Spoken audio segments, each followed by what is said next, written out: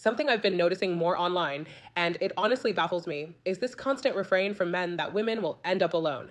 Every time women talk about dating less, delaying marriage, or calling out harmful male behavior, the predictable response is, you'll be single and sad and alone. Like it's supposed to be some kind of threat. But what I don't get is, who said women are afraid of that? Some people argue it's projection. Maybe men fear loneliness more than women do and assume the feeling is mutual. But historically, that just doesn't add up. If women were naturally terrified of being alone, men and society wouldn't have needed to strip us of rights for centuries to funnel us into marriage. Women couldn't own property, open bank accounts, earn decent wages, or even access higher education, not because they were incapable, but because it forced them to rely on men. Marriage wasn't just companionship, it was survival.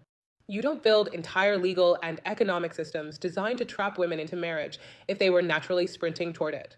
Now that women have more autonomy, we're seeing more choose to delay or reject marriage entirely. And instead of taking that as a cue to reflect, men threaten them with solitude. It's out of touch with reality and completely unserious.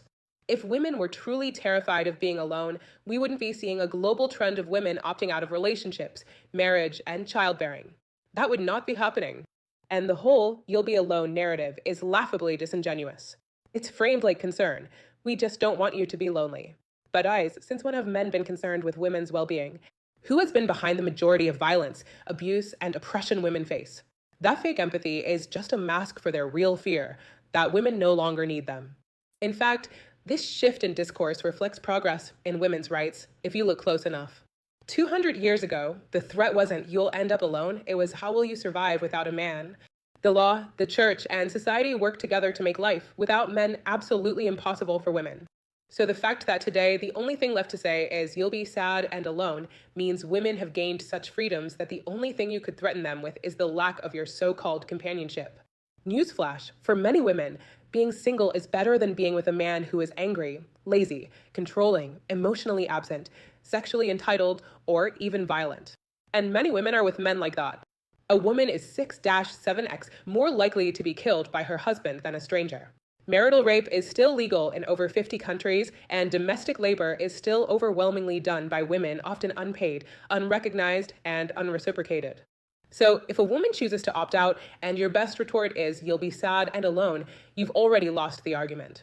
Because women aren't walking away blindly. They're walking away because they've run the numbers and decided peace is better than misery dressed up as partnership.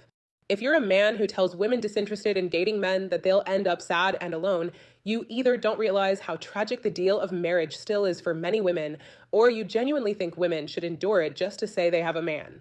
If being single is the worst threat they can come up with, you're not losing. You're finally free.